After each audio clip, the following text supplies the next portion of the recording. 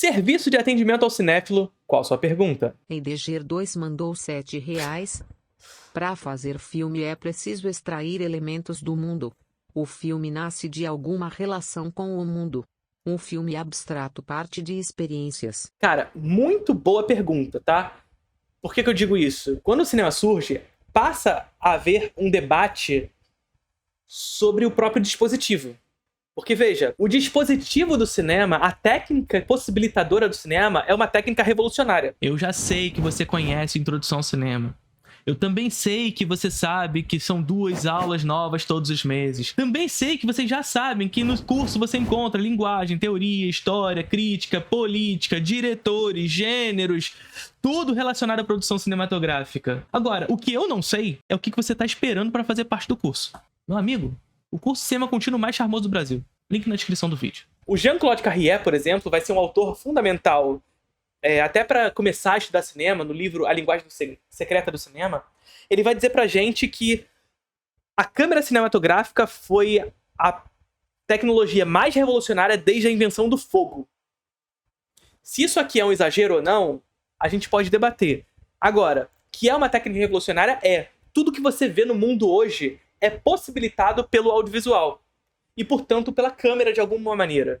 É claro que em alguns tipos de arte e de maneira de se comunicar audiovisualmente, inclusive por vídeo, hoje, tem abandonado a câmera. Inclusive, por exemplo, as inteligências artificiais. A animação, as inteligências artificiais, etc. Ou seja, modos de fazer audiovisual, modos de fazer imagem em movimento que não se utilizam do dispositivo cinematográfico basilar. Entretanto, no surgimento desse dispositivo, o que surge é o pensamento sobre esse dispositivo, enquanto possibilitador ontológico de capturar a realidade. E aqui que está a grande resposta da sua parada. O cinema e a câmera cinematográfica surgem não para trazer uma linguagem à arte. Isso é algo que vem depois. Esse é o uso que se dá depois ao cinema. Mas o uso primeiro do cinema, era de uma grande brincadeira e de curiosidade científica. E por que é importante dizer isso? Porque há, na história, um caminho mimético de copiar a realidade. Melhor dizendo, de representar a realidade na história da natureza.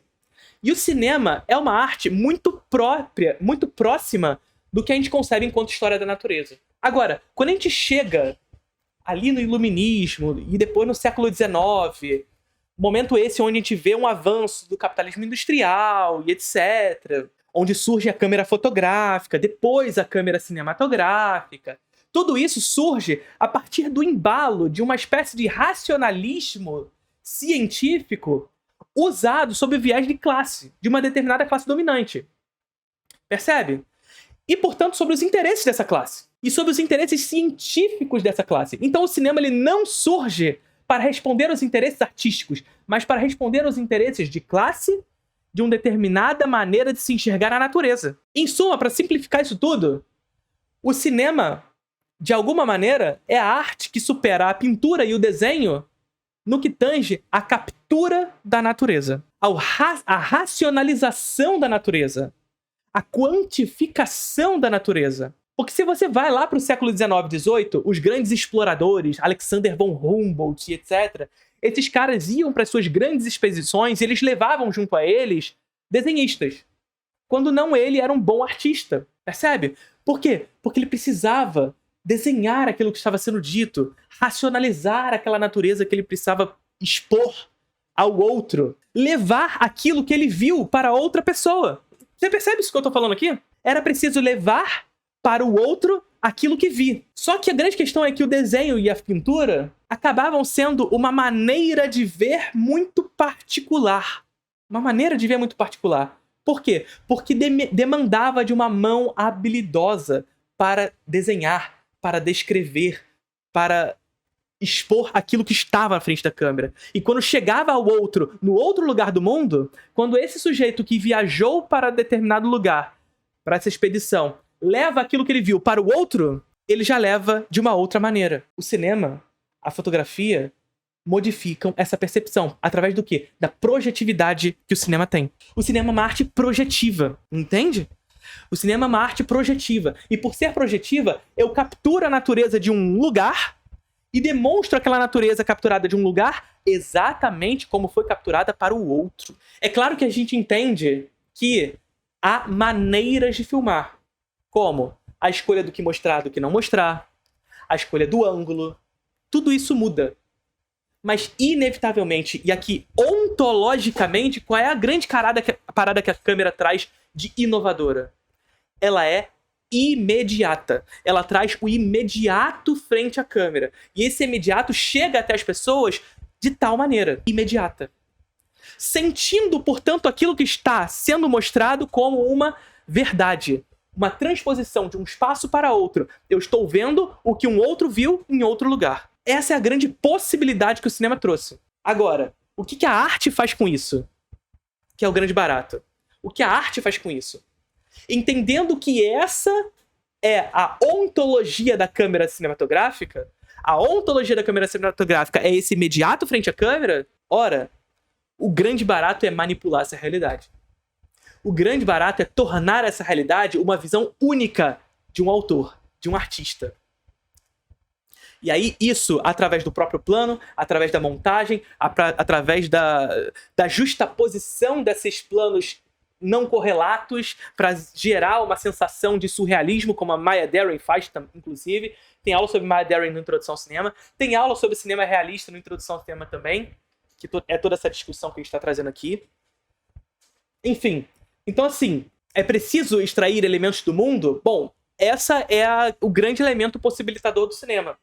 Só que a gente vê hoje, por exemplo, um cinema de pós-verdade, que tem aula sobre cinema de pós-verdade no Introdução ao Cinema também. Ou seja, a gente cada vez mais vê filmes onde a câmera cinematográfica é utilizada. Mas o que a gente, enquanto espectador, vê, no final das contas, na tela do cinema, não é o que a câmera capturou. Ou seja, se a câmera leva uma verdade até o espectador, sob uma perspectiva histórica do que é a câmera, hoje a câmera leva uma mentira. Afinal, eu filmo o Andy Serkis, mas na tela eu vejo o macaco. Na tela eu vejo Caesar. Eu filmo um estúdio de tela verde. A câmera está capturando um estúdio de tela verde. Mas na realidade, eu vejo um mundo completamente novo, desenhado como se fosse numa tela em branco. É o cinema se reaproximando da pintura. Anônimo mandou R$7,10. Professor, assisti o Pagador de Promessas e achei foda. Me empolguei e fui assistir O Bandido da Luz Vermelha, odiei. Quais filmes nacionais recomenda para um não cinéfilo? Cara, então, O Pagador de Promessas é um baita filme pra começar a estudar cinema brasileiro, assim, no sentido de quem não está acostumado a ver coisas mais antigas ou coisas mais experimentais. Pagador de Promessas é um filme bastante interessante nesse sentido. Agora, O Bandido da Luz Vermelha é o filme mais tranquilo para assistir cinema marginal. Mas cinema marginal é um movimento difícil. Difícil não porque ele é impossível de assistir ou coisa do tipo, até porque os marginais prisavam por um cinema popular. E você deve ter enxergado isso de alguma maneira em Bandido da Luz Vermelha. É um filme que mistura cinema de crime, gangster, ficção científica. Ele mistura todos os gêneros populares conhecidos de alguma maneira e faz um grande caldeirão de Brasil para fazer o Bandido da Luz Vermelha. Tem aula sobre cinema marginal na Introdução ao Cinema, inclusive. Baita aula. 2 aulas, inclusive. Vai lá assistir. Entretanto, assim, apesar de ser um movimento com caráter popular que visava falar com as pessoas, é um movimento para quem olha de hoje, de 2025, portanto, para o passado, sem ter uma intimidade com o cinema, vai achar estranho, de fato. Tem um caráter muito experimental no filme. Nos filmes do cinema marginal.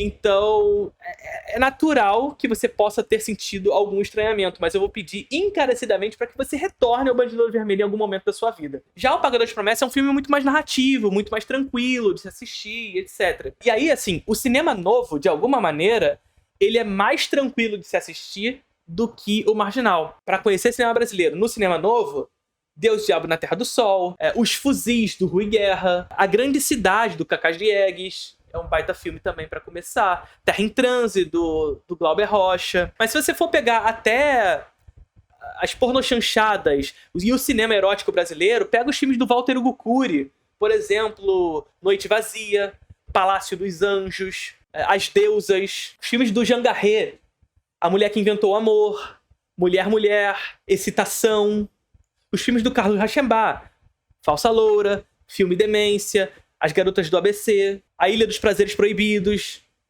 São baitas filmes pra você conhecer o cinema brasileiro, por exemplo. Bonitinha Mais Ordinária, Os Sete Gatinhos, Rio Babilônia. Tá aí, alguns filmes. Confundo Felinos mandou R$7. Fala professor Felipe Tigre, quais seus 5 diretores italianos preferidos? Cara, o problema é que o cinema italiano talvez seja o meu segundo cinema no mundo favorito, só perde pro Japão. Na verdade, eu fico até em dúvida se o Japão é meu favorito ou é a Itália, cara. Eu não vou saber te responder essa. Agora, meus diretores favoritos italianos eu posso citar aqui. Eu vou falar os 5, tá? Mas eu vou citar um monte. Antonioni, Vittorio De Sica, Valerio Zurlini, Fellini, que nem é dos meus favoritos, Lúcio Fulci, Dario Argento, Mário Bava, enfim, cara, Ettore Scola, Roberto Castellani, Roberto Rossellini. Cara, o cinema italiano é absurdo em números. Assim, em número de grandes autores na história do cinema. Eu com certeza tô esquecendo de muitos. Sorvino, eu tô esquecendo Sérgio Leone, Sérgio Martino, diretor dos Giallos. Tem aula sobre Giallo no Introdução ao Cinema, tá? Inclusive, tem aula sobre Giallo e sobre neorrealismo italiano no Introdução ao Cinema. Tem aula sobre os dois lá. Então, assim, eu falei que eu ia fazer, mas eu não vou fazer. Mario Monicelli, da comédia italiana. Luchino Visconti. Cara, é muita coisa. É muita coisa. Mas eu vou dizer assim, o Dario Argento tá na minha lista com certeza. Agora, os outros eu não vou citar, não. Muito difícil, de verdade. De verdade. Unidos do Jacarezinho mandou R$7. Professor, sempre fui uma pessoa de assistir muitos filmes sem me atentar às camadas deles, como passar a entender as eventuais complexidades do filme. Só assistindo. Cara, assistindo e estudando, tá? E o Introdução ao Cinema pode te ajudar nisso. 2 aulas novas todos os meses sobre os mais diversos assuntos relacionados ao cinema. Teoria, linguagem, história do cinema, política, filosofia, tá tudo lá inserido no Introdução ao Cinema, não perde. Mas assim, estudando e assistindo. E aí aquelas complexidades. Estudar cinema é também assistir. Lê e assiste o que você tá lendo. Pega os principais filmes do capítulo que você leu pra assistir. Até porque, se você parar pra assistir todos os filmes citados num capítulo, você nunca mais vai ler um texto na sua vida. Pega os principais e vai lendo nesse meio do caminho. Então é só isso mesmo, não tem muito jeito. O processo de formação, isso que você está fazendo é um processo de formação de gosto. E o processo de formação de gosto é um processo reflexivo. Ou seja, demanda de uma reflexão, demanda de uma prática do seu agente. Você, portanto, do seu eu. Você tem que partir para esse abraço, tá ligado? E nesse sentido, buscar coisas diferentes, buscar coisas que eventualmente a indústria impõe enquanto padronização do gosto, e assim, reflexivamente, construir esse gosto pela experiência que você vai ter com eles. Você, no início, vai achar difícil, não vai gostar, vai achar complicado, não quero mais assistir.